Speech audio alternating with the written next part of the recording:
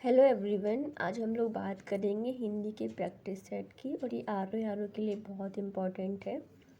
इसमें 60 क्वेश्चन दिए गए हैं और टॉपिक 6 हैं, यानी कि हर टॉपिक से 10 क्वेश्चन हैं। तो इसमें हम लोग देखेंगे, बात करेंगे। चलिए शुरुआत करते हैं। Practice number 2। इसमें बताना है निम्नलिखित में से कौन सा वर्तनी सही नहीं है।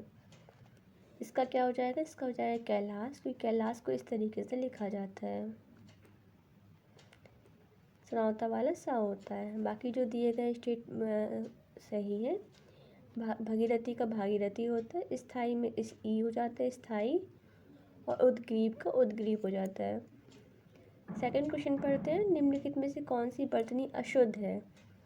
इसमें अशुद्ध वर्तनी बतानी है, तो विशेषता गलत लिखा है, या तो विशेषता होता है। इसको इस तरीके से लिखते हैं, विशेषता।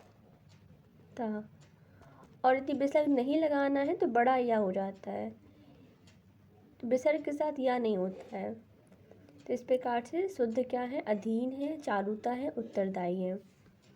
आगे बात करते हैं। निम्नलिखित में से कौन सा सही सुमेलित है। इसमें बताना है कौन सा सही है। अनुवादित का अनुदित ही होगा, ये सही है। निरोग का इस तरीके से लिखा जाता है, बड़ी नी और फिर रोग होगा। और क्या है? पारण का, इस पारण को इस तरीके से लिखते हैं। और करय का जो क्रिया लिखा है, क्रिया नहीं होगी, क्रय होता है। इस प्रकार से जो सही दिया गया है वो अनुवादित का अनुदित होता है। निम्नलिखित वाक्य में शुद्ध वाक्य नहीं है। बताना है इनमें से कौन सा शुद्ध नहीं है। तो प्रातः काल के समय घूमना चाहिए। तो प्रातः काल में समय अपने आप लगा हुआ है, तो समय यहाँ पे नहीं होगा, तो यहाँ पे गलत हो गया। सही कौन कौन से? पिताजी ने मुझसे कहा, दही में क्या पड़ा है, और मेरा और आपका घनिष्ठ संबंध है। निम्नलिखित में से शुद्ध वाक्य की पहचान कीजिए। तो यहाँ पे जो शुद्ध वाक्य है वो हो जाएगा, वह बस से यात्रा कर रहा है। उन्हें सब पता चल जाएगा, यहाँ पे उनको सब पता चल जाएगा होगा। अपने पराये की भावना न हो कि अपने पराये की भावना होता है। यहाँ अशोभनीय वातावरण उपस्थित है, तो यहाँ पे उपस्थित शब्द नहीं आएगा। यहाँ अशोभनीय वातावरण है। बेटी पराया घर का धन होती है, तो यहाँ पे होता है कि बेटी पराया धन होती है, घर नहीं आएगा, बेटी पराया धन होती है। निम्नलिखित में से कौन सा वाक्य शुद्ध नहीं है। इसका हो जाएगा बी। वह पेड़ जो कोने पे लगा है उसके फल मीठे हैं। यहाँ पे ऐसा होगा, कोने पे लगे पेड़ के फल मीठे हैं। इस प्रकार से जो शुद्ध नहीं है वो बी हो जाएगा। निम्नलिखित वाक्य में शुद्ध वाक्य है, तो देखिए आप तो अंतर्धान, तो अंतर्धान को इस तरीके से लिखा जाएगा,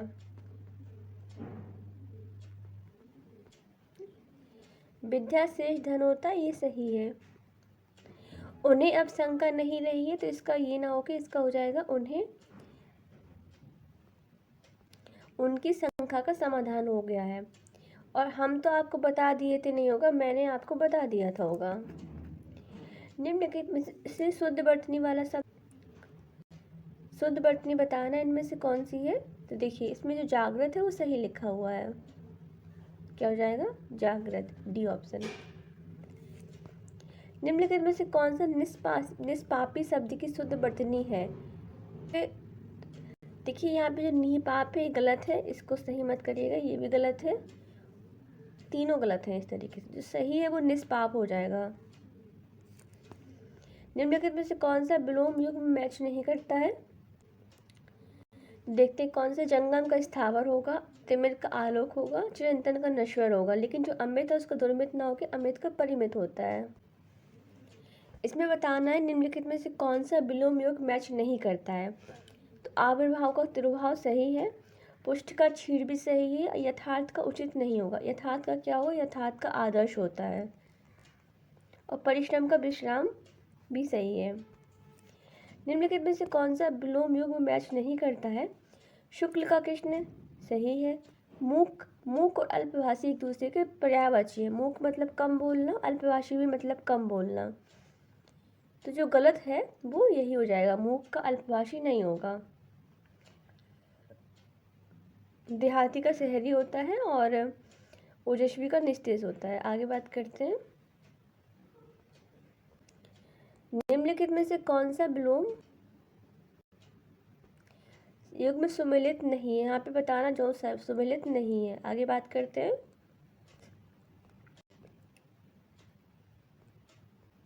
तो कौन सा युग्म गलत है बताना है। तो भूगोल का इतिहास नहीं होगा। क्यों नहीं होगा? क्योंकि भूगोल का खगोल होता है। तृष्णा का वितृष्णा सही है। प्रसारण का संकुचन भी सही है। आहूत का अनाहूत भी सही है। निम्नलिखित में से कौन सा विलोम युग्म गलत है? तो गलत बताना है। तो यहाँ पे जो चप्पल है उसका चंचल नहीं होगा। चप्पल का विलोम क्या होता है? चप्पल का विलोम होता है गंभीर। ये हो जाएगा गंभीर, हो जाएगा चप्पल का विलोम। निम्नलिखित में से कौन सा विलोम, बाकी सब दिए गए सही हैं। विपत का संपत, श्री गणेश का इतिश्री और निजू का वक्र होता है। निम्नलिखित में से कौन सा विलोम योग गलत है? तो बताना है कौन सा गलत है। तो देखिए इसमें हो जाएगा 156 का बी। अवनी का अंबट सही है। निरामिष का सामिश सही है। शोषक का पोषक सही है। लेकिन जो कौटिल्य है उसका आर्जव होता है, ना कि आर्तव। निम्नलिखित में तम का शब्द का विलोम क्या है? तम क्या होता है? तम मतलब अंधकार होता है। तो इसका विलोम क्या होगा? इसका विलोम हो जाएगा ज्योतिष्णा। क्या होगा? ज्योतिष्णा। ज्योतिष्णा इसका विलोम हो जाएगा, जिसको इस तरीके से लिखते हैं यहाँ पे, ऐसे नहीं लिखेंगे। ये लिखा जाएगा ज्योतिष्णा। आगे बात करते हैं। निम्नलिखित में से लब्ध शब्द का विलोम क्या होगा? लब्ध का विलोम हो जाएगा, लब्ध का विलोम क्या होगा? प्रदत्त हो जाएगा। 158 का बी हो जाएगा। निम्नलिखित में से कौन सा विलोम युग्म गलत है? इसमें बताना है गलत। तो यहाँ पे गलत बताना है। गहन का पुल्लिंग यही सही है। ऐहिक का पारलौकिक भी सही है। खीचर का भूषण भी सही है। लेकिन जो चांचल होता है उसका स्थिर होता है। चंचल व्यक्ति का क्या होगा? स्थिर होगा। आगे बात करते हैं। इसमें बताना है निम्नलिखित में से कौन सा विलोम युग्म गलत बताना है। तो क्या हो जाएगा? घन का निरुस्ता सही है।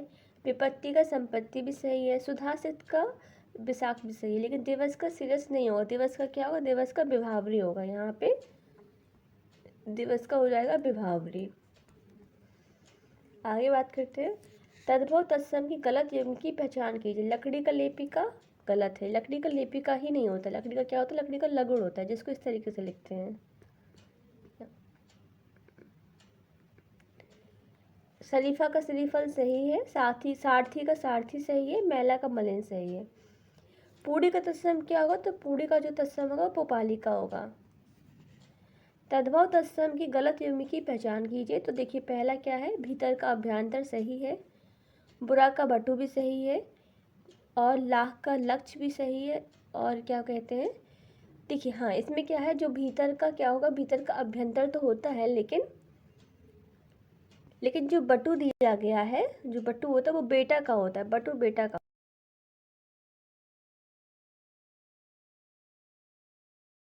बुरा का होता है ब्रुप, जिसको इस तरीके से लिखते हैं। इसमें बताना है बक इनमें से किसका तत्सम शब्द होगा। तो बक हो जाएगा आपका, किसका हो जाएगा? 164 का बी, यानी कि बगला का हो जाएगा। आगे बात करते हैं। गुड़िया का तत्सम शब्द क्या होगा? तो गुड़िया का तत्सम शब्द हो जाएगा गुटी का। यहाँ पे डी ऑप्शन सही हो जाएगा। तद्भव और तत्सम की दृष्टि से कौन सा युग्म गलत है? तो गलत युग्म की पहचान करना है। देखिए गवैया गायक, जत्था यूथ, आंवला अम्ब और बरखा बरसा। तो इसमें गलत हो जाएगा, आंवला का अम्ब नहीं होता है। आंवला किसका होता है? तो आंवला का आमलक होता है। तो आंवला का यदि लिखना हो तो इस तरीके से लिखेंगे, आमलक। और जो अम्ब होता है वो अम्ब का होता है। इस प्रकार से ऑप्शन क्या हो गया? सी। आगे बात करते हैं। यहाँ पे पूछा गया गिरगिट का तत्सम रूप क्या होगा। तो गिरगिट तत्सम रूप हो जाएगा आपका गलगति, यानी कि सी ऑप्शन। नेक्स्ट बात करते हैं। चूड़ा इनमें से किसका तत्सम शब्द है? तो चूड़ा जो तत्सम शब्द है वो हो जाएगा चोटी का। आगे बात करते हैं।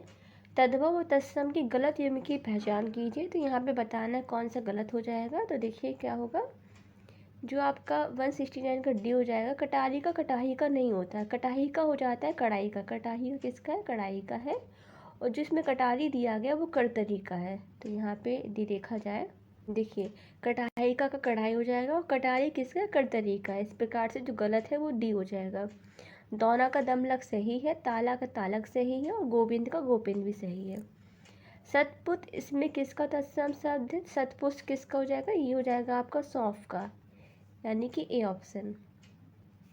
10 वर्ष के समय के लिए एक शब्द होगा, ये हो जाएगा आपका दशाब्दी। यहाँ पे हो जाएगा दशाब्दी। बिना पलक गिराए लगातार देखना, इसको बोलेंगे निर्निमेष।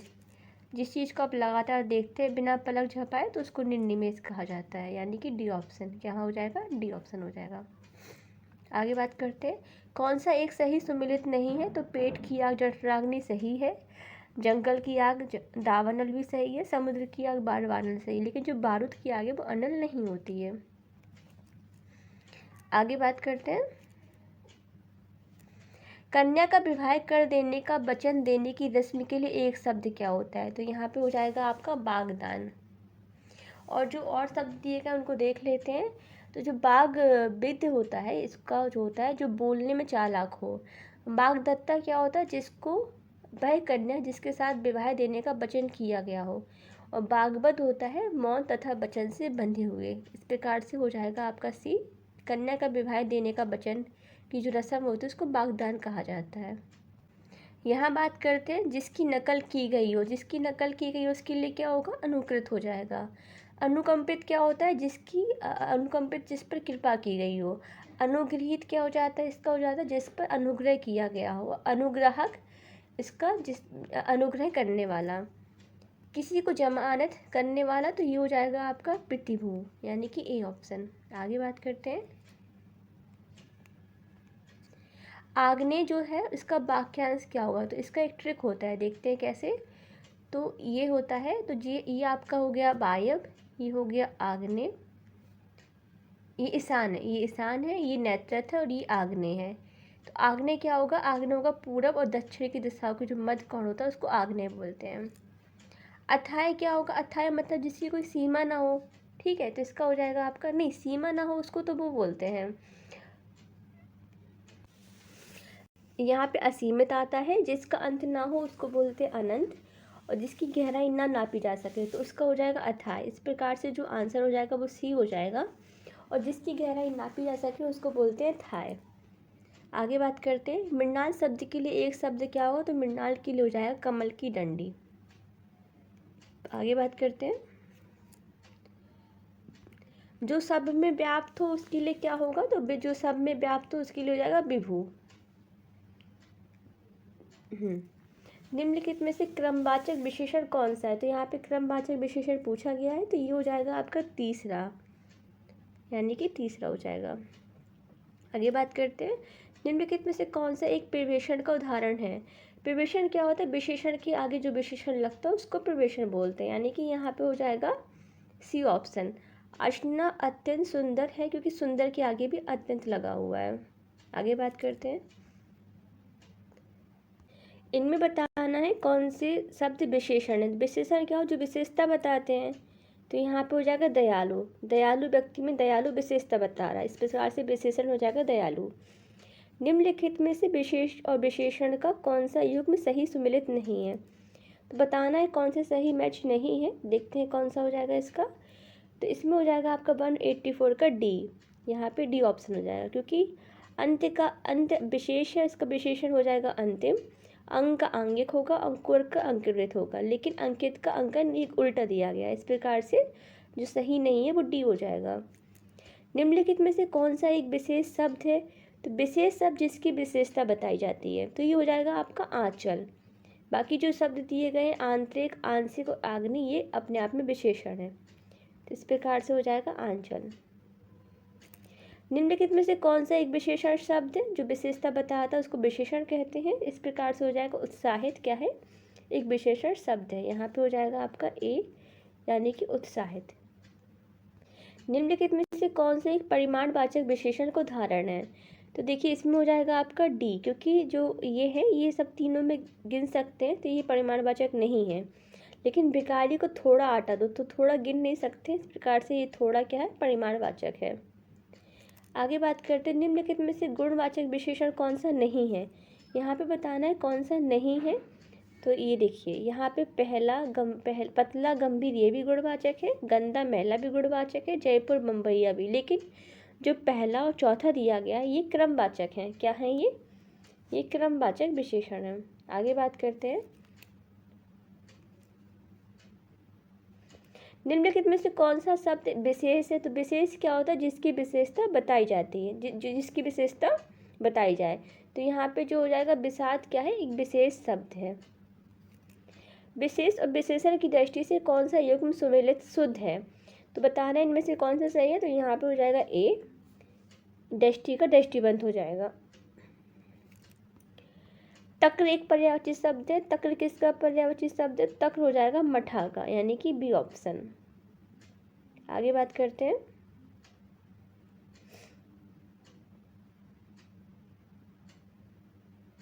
यहाँ पे बताना है जो तारकेश्वर है, राकापति हैं, ये किसके पर्यायवाची हैं, तो ये हो जाएंगे आपके शशांक के पर्यायवाची हैं।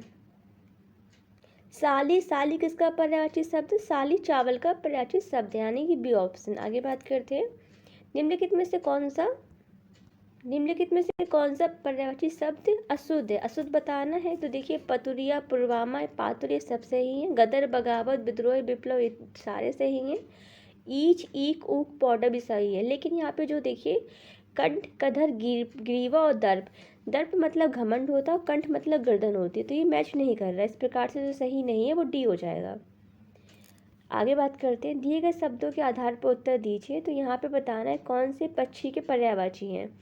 तो जो पक्षी के पर्यायवाची हो जाएंगे वो हो जाएंगे आपके 2 और 3, यानी कि बिहंग और खग।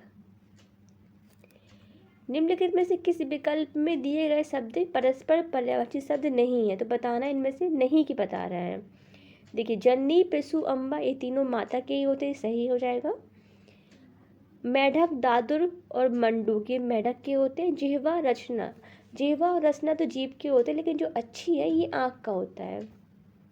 इस प्रकार से जो सही नहीं है वो सी हो जाएगा। हस्त, कर्ण, पाणी हाथ के होते हैं। सार शब्द किसका पर्यायवाची शब्द है, सार है लोहे का, यहाँ पे हो जाएगा आपका ए ऑप्शन। निम्नलिखित में से कांतार का पर्यायवाची शब्द क्या है, तो कांतार का हो जाएगा अरण्य। त्रिहायनी किसका शब्द है पर्यायवाची, तो त्रिहायनी हो जाएगा द्रौपदी का, यानी कि ए ऑप्शन। चामीकार किसका है, चामीकार हो जाएगा सोने का। तो इस प्रकार से यदि सोने के और पर्यायवाची देखें तो कंचन हो जाएगा, कनक हो जाएगा, जातरूप, सुवर्ण, स्वर्ण, हाटक, हिरण ये हो जाएंगे। इस प्रकार से हम लोगों ने हिंदी के दूसरे प्रैक्टिस सेट को सॉल्व कर लिया है। यदि आपको वीडियो अच्छी लगे तो please like and subscribe. Thanks for watching. Thank you.